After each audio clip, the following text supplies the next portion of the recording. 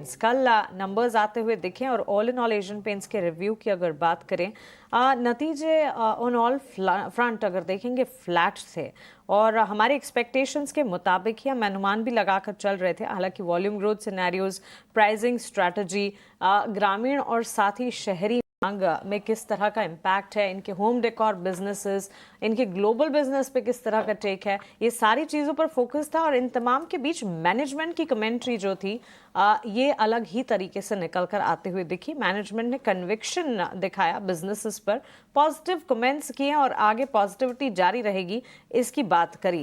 राहुल, एक तो margin guidance 18 to 20% पर बरकरार रखा है और साथ ही कंपटीशन की अगर बात करें, न्यू प्लेयर सेल्स जो हैं वो स्टैग्नेट कर रहे हैं एक हद तक, सो ये कंसर्न जरूर है। पेंट सेक्टर पर इन पर्टिकुलर एशियन पेंट्स नंबर्स कोई खास बड़ी तेजी या कोई खास बड़ा एक्शन नहीं दिखा रहे थे, लेकिन मैनेजमेंट की कमेंट्री ही थी जिसके चलते 2% की तेजी रही। एक तो बाजार पर आपका आउटलुक और साथ ही एशियन पेंट्स पर भी अगर कोई टेक आपका बनता है तो बताइए। हाय, गुड मॉर्निंग।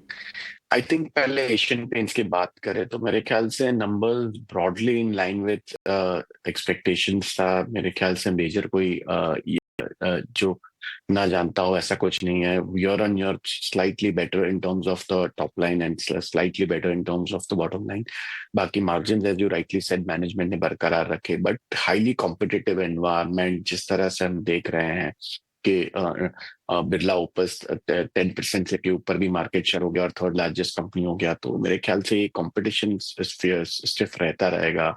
डिमांड आउटलुक भी मेरे ख्याल से जिस तरह से है लेकिन स्ट्रांग है, तो अर्बन का डिमांड स्ट्रांग दिख रहा था। अर्ली मानसून के कारण थोड़ा म्यूटेड रहा उनका जून महीना, लेकिन जिस तरह से ओवरऑल देखे नतीजे तो मेरे ख्याल से, और जो तरह से गाइडेंस आई है तो मेरे ख्याल से इन terms of growth, single digit growth, और मेरे ख्याल से जो गाइडेंस दी है मैनेजमेंट ने, तो मुझे नहीं लगता है कि मेजर को बड़ा अपसाइड स्टॉक के अंदर दिख सकता है। हाँ, लेकिन डाउन साइड भी प्रोटेक्टेड है, तो रेंज बाउंड रह सकता है। 45 टाइम्स अर्निंग्स FY26 ट्रेड करता हुआ है स्टॉक, तो मुझे नहीं लगता है कि कुछ मेजर अपसाइड एशियन डेट में ये लेवल से मिल सकता है। हाँ, हालांकि गिरावट कम रह सकती है, but I would not advise to get into it. तो काफी सारे ऑप्शंस अवेलेबल है मार्केट में rather than investing in Asian paints.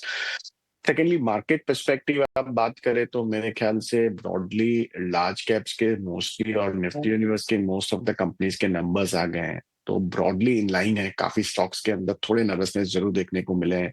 तो जिस तरह से हम मान रहे हैं तो डोमेस्टिक स्टोरी जो है, तो मेरे ख्याल से इन इन जो एक्सपेक्टेशन है वही मेरे ख्याल से प्ले आउट होता हुआ देखने को मिल रहा है। तो मैं देखे तो फाइनेंशियल्स की बात करें तो I think large banks like HDFC and ICICI reported as decent numbers, और बाकी के आप देखें कि थोड़े भी स्लाइटली जहां पे भी थोड़ा भी पिंग रहा है तो आपने देखा है कि सेल ऑफ जरूर देखने को मिला है। तो आई थिंक लार्ज कैप्स में markets will remain more stock specific, और बैंकिंग हमारा टॉप पिक रहा है। तो